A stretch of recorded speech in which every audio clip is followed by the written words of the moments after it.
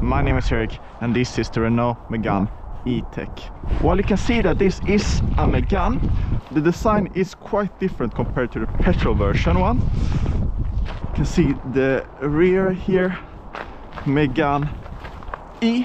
Let's check the rear luggage space, and I think this is not poor, but it looks a bit cheapish. This is the button to open the rear tailgate, and then you don't have any handle per se. You just have to put your hand underneath the opening and pull it upwards. It works, but it feels a bit cheapish. This is a hatchback, and that means you have a massive lip, about 20 centimeters down to the floor. Cargo space is about 400 liters. This has either a 40 kWh battery or a 60 kWh battery. This has the 60 kWh battery, giving a claimed 450 kilometers. But it's winter now in Sweden, and Renault says that whatever the temperature, whatever the driving conditions are, it has a guaranteed 300 kilometers of range. It's maximum 130 kilowatts, but one unique feature with this car is that it has up to 22 kilowatt of AC charging. So if you go at home and you have your charging box, you can charge up to 22 kilowatts, which is quite unique. This car, with the extra option color, the rims and the safety tech and some interior tech, costs about 54,000 euro. The base price for the 60 kWh battery is around 50,000 euro. If you compare this with the Volkswagen ID4, the Hyundai Ioniq 5, the Kia EV6, the Mustang Mach-E, and so on, this looks smaller, feels smaller, has less range, slower speeds. I think we need to dig a bit deeper to see what this car is all about. And the door handle towards the rear is up here.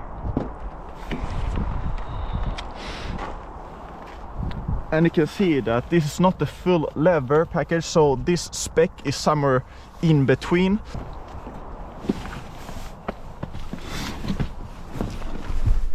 I barely fit with my head. My feet are very high up. There's very little foot space. I have hardly any lower thigh support.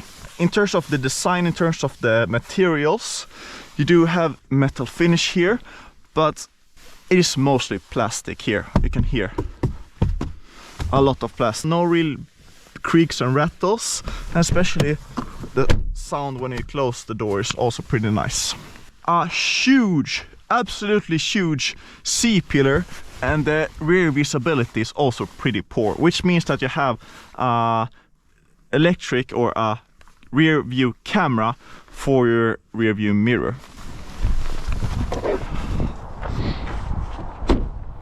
The rear view camera is here. Luckily, if it gets dirty, which this rear glass will become, the rear wiper blade will make it clean, so it will always be clean when you need it to. If I go a bit away from the car, you can see that the door handle will open up.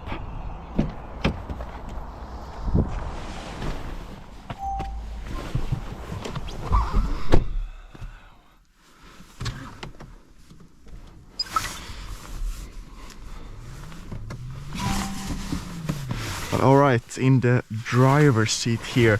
And wow, what a major step Renault has taken in terms of the interior. The infotainment system is Google based. Does mean that you have Google's navigation, which is incredible and surpasses more or less any other navigation that any other car manufacturer have. It's sleek, the metal finishes, the orange stitching, the choice of materials is very well thought out.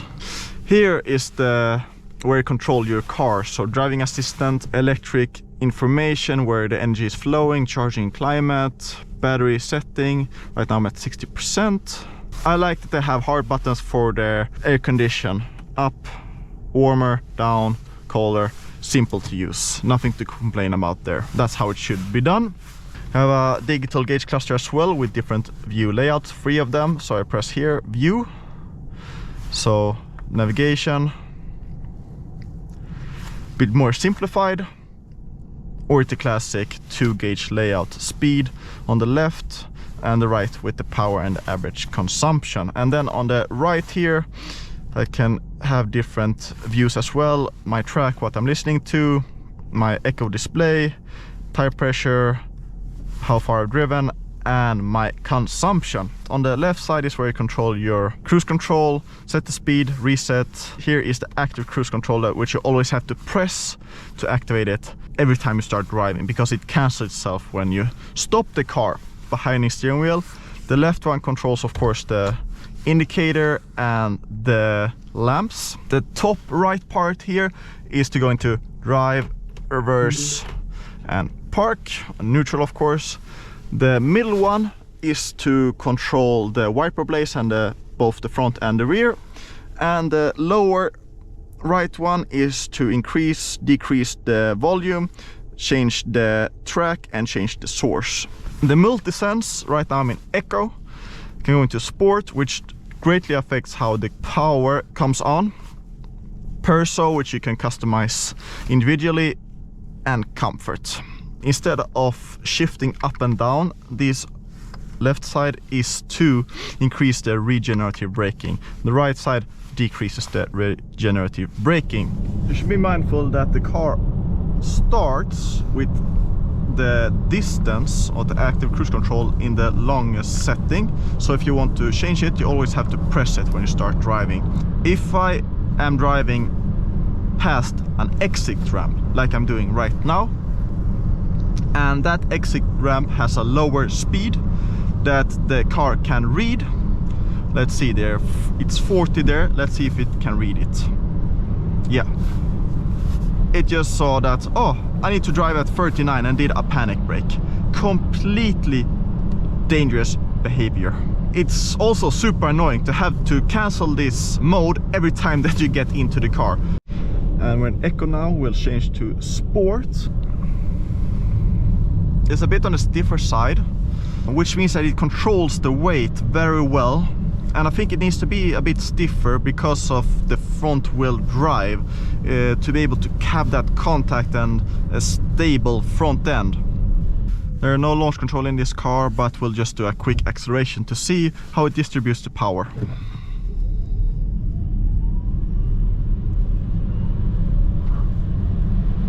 Whew. It is fairly peppy.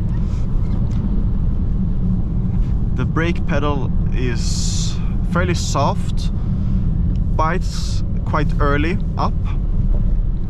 Let's feel the understeer. Bites extremely well. I'm super impressed.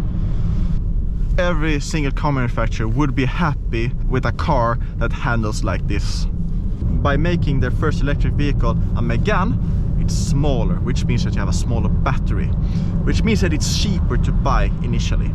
But if you spec this car out, it becomes dangerously close to the full-sized ID4s, Ioniq 5s and so on. So there's an interesting choice for the buyer that needs to think, what will the buyer's intended usage be? Do I need that much range when I will use it to and from work, pick the kids up to school, use that fast 22 kilowatt charging speed daily and not have to worry about any range anxiety. The Megane E is an interesting approach to making an electric vehicle.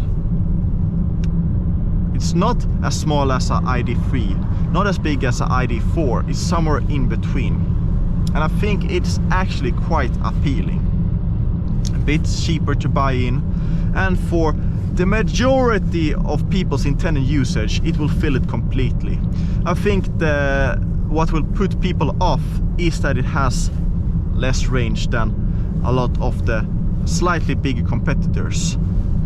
And with future advancements in battery technology, I think the approach of the Megane size will become very, very appealing as an electric vehicle. The range will get better, the charging speeds will get better, and then Renault's, not gamble, but Renault's choice of having a bit of a smaller car compared to the ID4s and so on will become very profitable and very appealing. And that's my final review of the Renault Megane E-Tech. See you next time.